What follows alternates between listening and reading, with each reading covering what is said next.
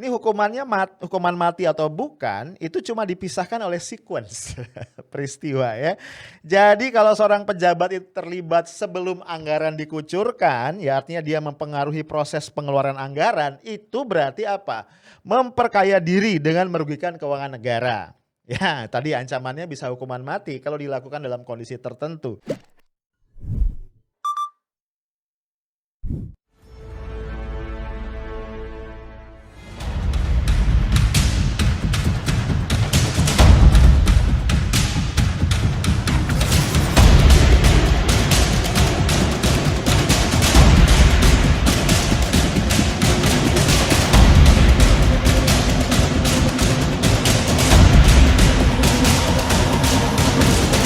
Yang berikutnya, kami juga bersama-sama dengan Komisi 3 tetap terus bekerja memastikan anggaran penanganan COVID-19 ini bisa tersampaikan tepat sasaran sesuai dengan program yang direncanakan.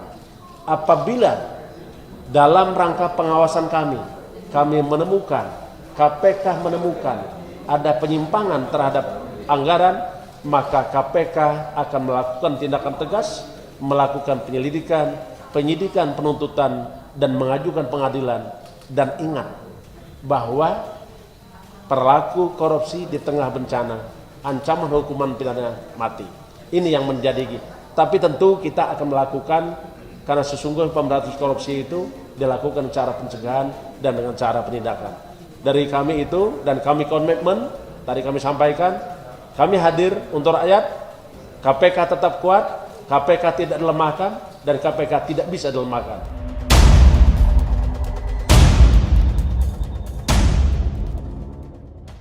Guys, pernyataan Pak Firly Bahuri, Ketua KPK di hadapan rapat dengar pendapat Komisi 3 DPR RI tanggal 29 April 2020 dahsyat banget. Ini merupakan salah satu pernyataan pejabat yang paling tegas yang gua dengar sepanjang tahun 2020 yang lalu. Beliau mengatakan siapapun ya, ini mengingatkan sekaligus tanda kutip mengancam juga, pejabat yang berani korupsi di tengah bencana hukumannya cuma satu, yaitu hukuman mati.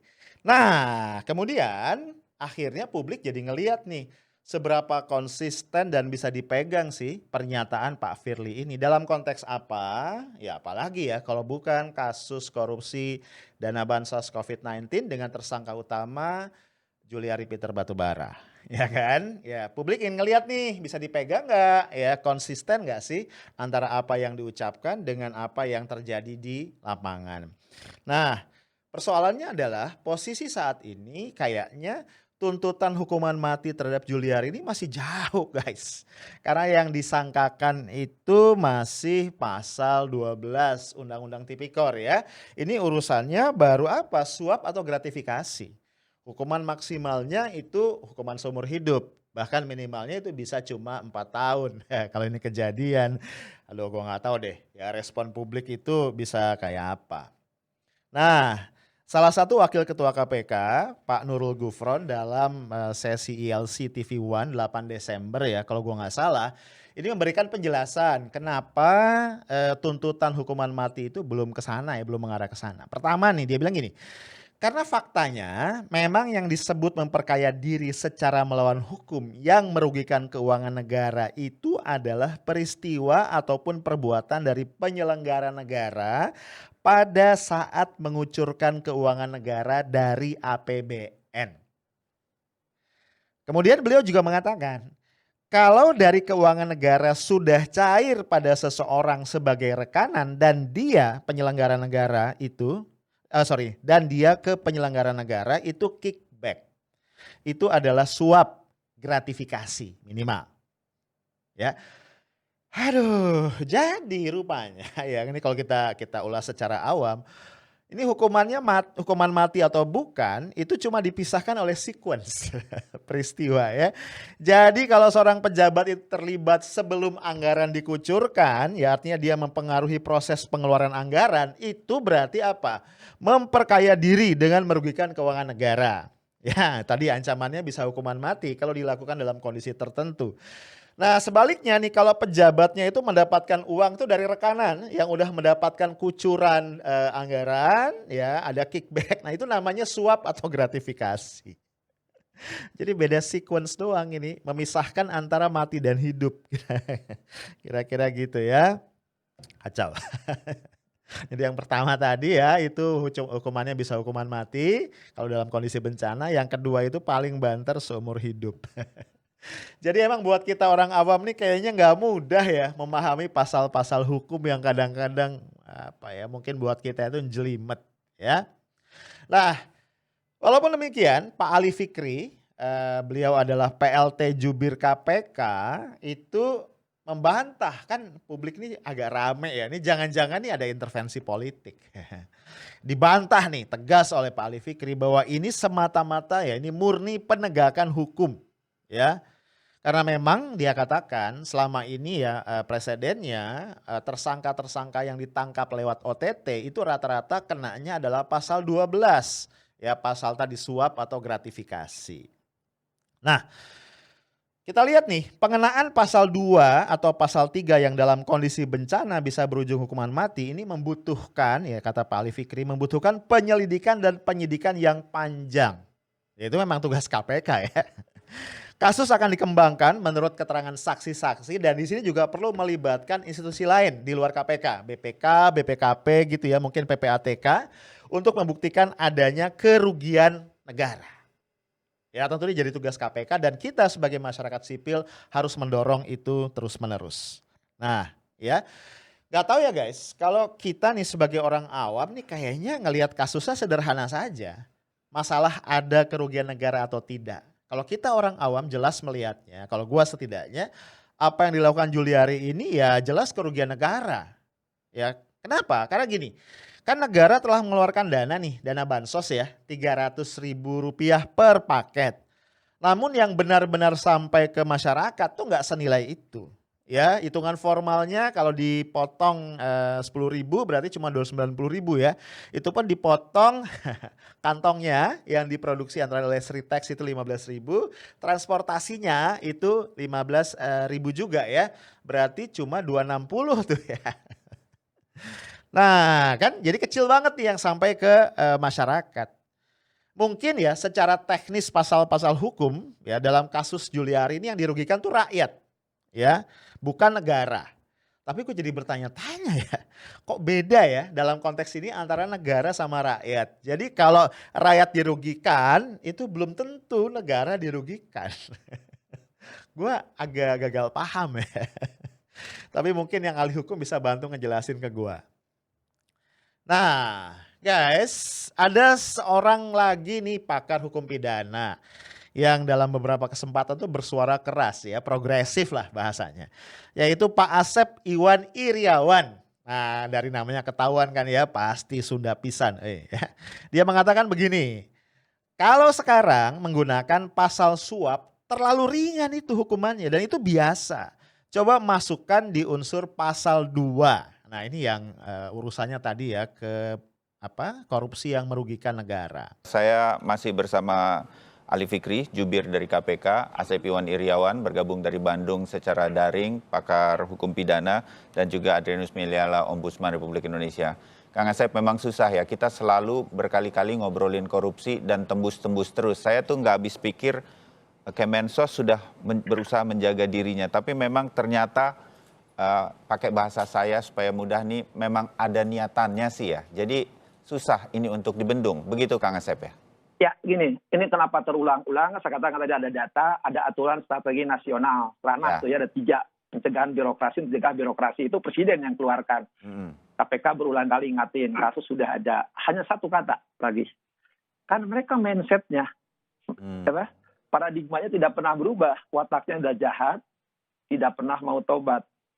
Nah itu terus, selama itu dengan otaknya kapan lagi gue bisa melakukan, itu akan dilakukan. Nah, kenapa dilakukan? Karena ada kesempatan. Nah, sebelumnya dia wataknya memang tidak mau berubah, watak jahat tadi dia tidak pernah bertobat, dia ulangi lagi. Kan sebelumnya KPK sering tangkap-tangkapin, jangan mentang-mentang KPK kemarin sedang tidak ada OTT gitu kan. Nah sekarang mah ya KPK udah biasa nangkepinnya begitu-begitu. Ya. Nah masalah yang lebih penting Mas Bayu ya, bayangin coba ketika kita sedang resah, takut ya, depresi, sampai ada mati, ya sebelumnya tertangkap belum seminggu, dia masih melakukan coba. Ya. Artinya apa? Benar-benar ketika di mindsetnya mereka, paradigma mereka, ya ini mereka lah, saya harap karena banyak, tidak hanya dua kan para petingginya, termasuk koalisinya dengan para pengusaha dan penguasa ini, ya, serta koroninya, dan polanya sama, yaitu menggunakan Bantar Gebang, ada tambah penampungan, istilah saya teori Bantar Gebang, jadi ada tempat penampungan, isinya sampah, nah orang-orangnya sampah, gitu kan, dan mereka melakukan lagi, artinya apa? Ya sudah, double. Ya. Kang Asep, jadi Anda termasuk, sekali lagi, kalau membaca harian Kompas hari ini yang menurunkan laporan untuk hukuman bagi para pelaku korupsi di tengah pandemi, Kang Asep. Jadi Nah, Anda pasal setuju, gini.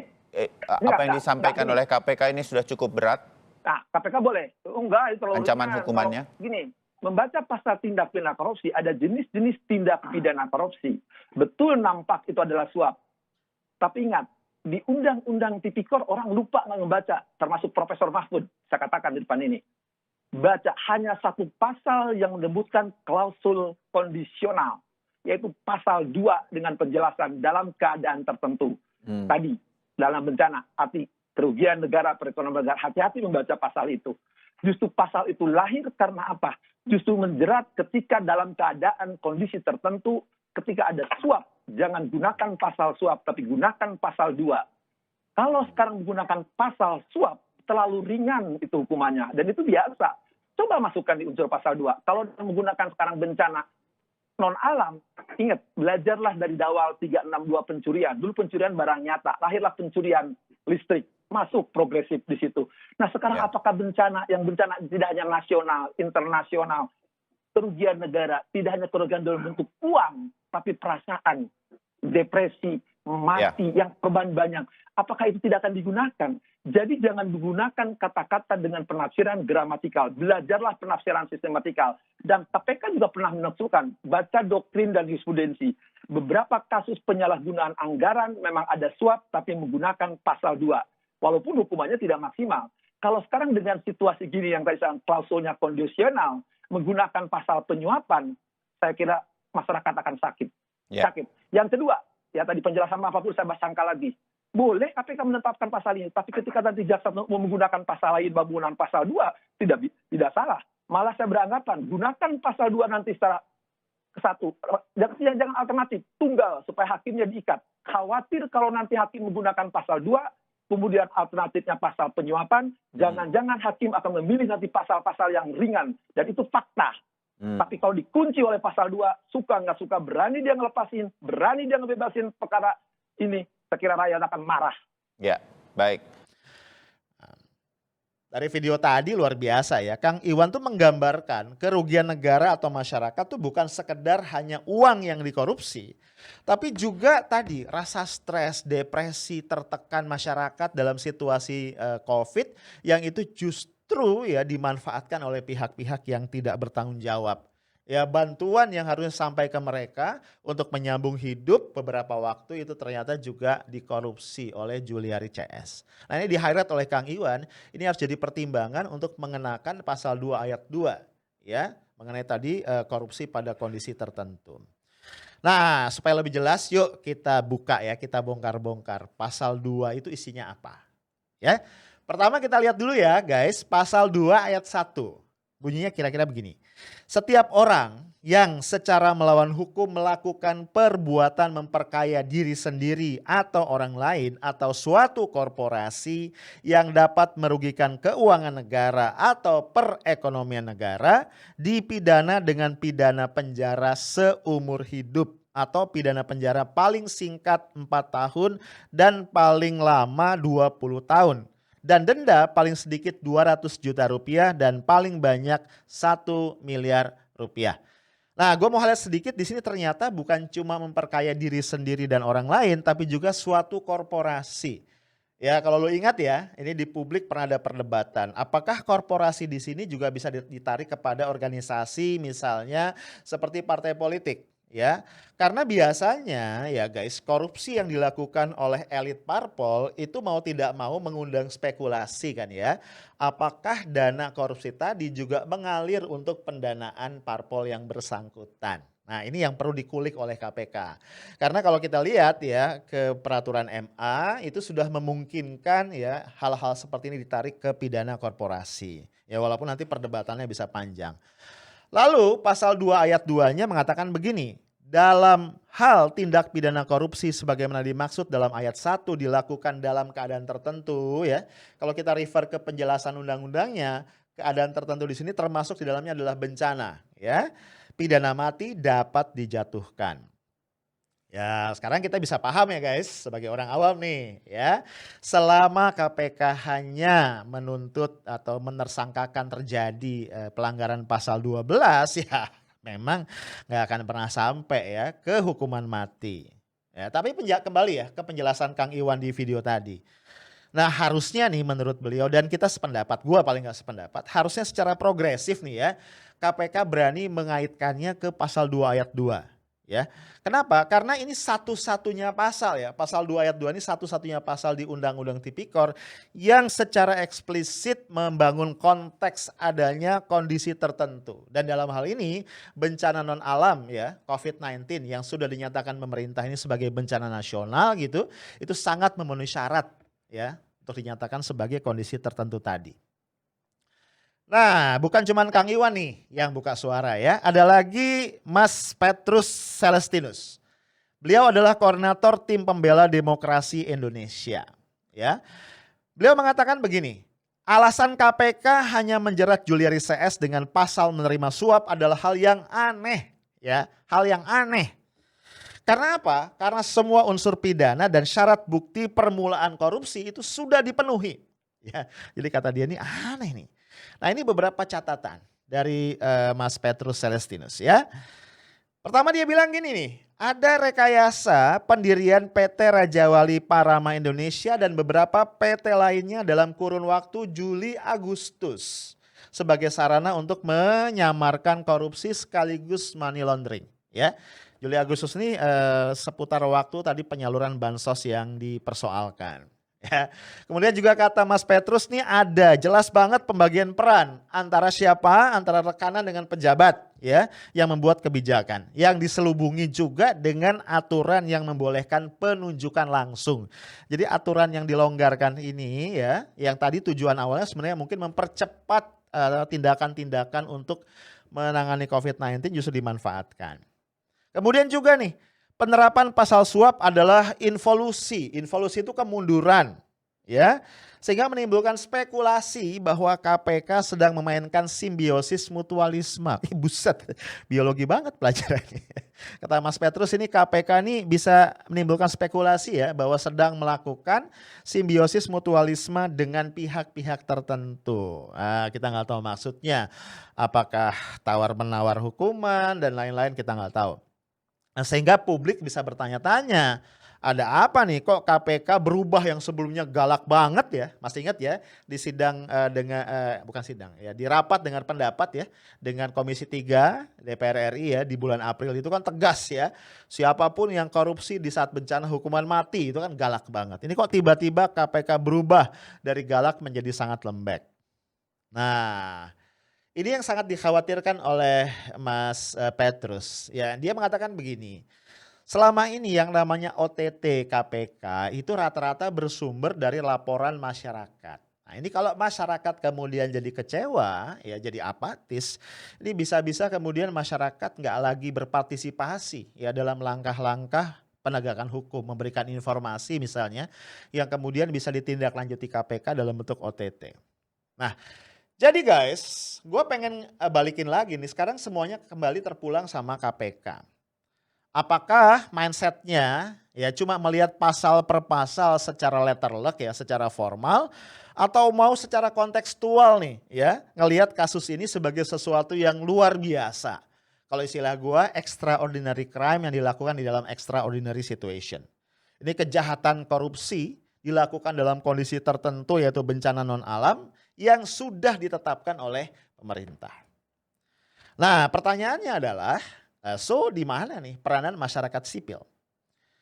Menurut gua peran kita jelas ya, kita harus senantiasa mendorong sekaligus mengawal kerja-kerja KPK agar tetap di jalan yang lurus, agar KPK tidak masuk angin, agar KPK tidak bersimbiosis mutualisme dengan pihak-pihak di luar KPK, ya.